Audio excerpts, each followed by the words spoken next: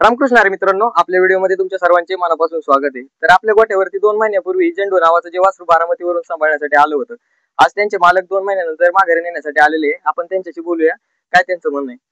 वासरू कशासाठी सोडलं होतं दादा? वासरू शिकवण्यासाठी सोडलेलं, आजवर ट्रेनिंग घेतलेलं। ते मागच्या व्हिडिओ मध्ये तुम्हाला कळलंच असेल, त्यातनं ती बाहेर जायचं, गोड्यावर फेरा घेतलेला आजवर, त्यातनं बाहेर जात असल्यामुळं मंगेश जगताप यांच्या इंस्टावर व्हिडिओ रील्स वगैरे बघितलेला, त्याच्या मार्फत आम्ही पोहोचलो।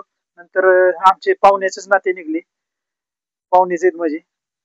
तर तुम्हाला रिझल्ट कसा वाटतोय? रिझल्ट एक नंबर प्रॉब्लेम होता तो क्लिअर झाला, कसं वाटतं? क्लिअर झाला, काहीच अडचण नाही। परत आता त्यांनी परत एक पेरा काढून दाखवला आणि वासरू पूर्णपणे 100% चांगलं ट्रेन केलेलं आहे आणि अशा माणसांची गरज आहे।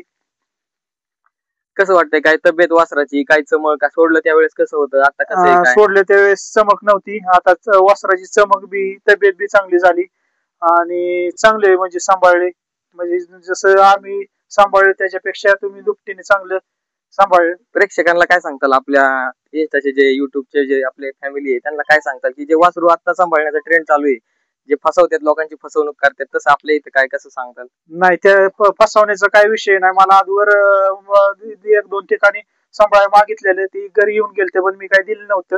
त्यांचे व्हिडिओ बघितलेला माणूस चांगला वाटला, त्याच्यामुळे मी डोळे झाकून त्यांच्या गोट्यावर वासरू आणून सोडलं आणि 100% रिझल्ट दिलेला आहे। बरं, आज हे तुम्ही वासरू घेऊन आले, हे आपले कोण आहेत? हे आमचे पाहुणेच आहेत ते पण।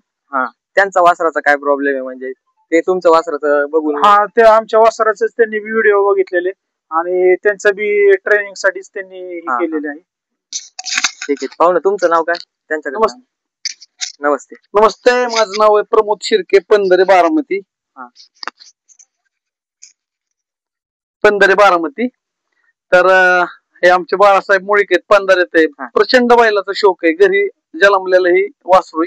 जेव्हा पाड ज्यावेळेस आपण एखाद्या वासराला जपतो आणि ज्यावेळेस त्याचा ट्रेनिंगचा काळ येतो, त्यावेळेस आपल्याला नॉलेज नसतं, मग आपण कुठं काय अशी एक माहिती घेतो, कधी कधी फसण्याचा प्रकार असतो। तर बाळासाहेबांनी सांगितलं होतं की बाबा इथं सासवडच्या जवळ आपला गोठा आहे, जेव्हा पाड तुम्ही त्याच्यावर मेहनत घेता इंस्टावरनी, खरं तर इंस्टा फेसबुकवर आपण नाव ठेवतो, पण त्याच्या माध्यमातून आपल्याला प्रॉपर माहिती मिळत असते, जसं की आता ही मिळाली।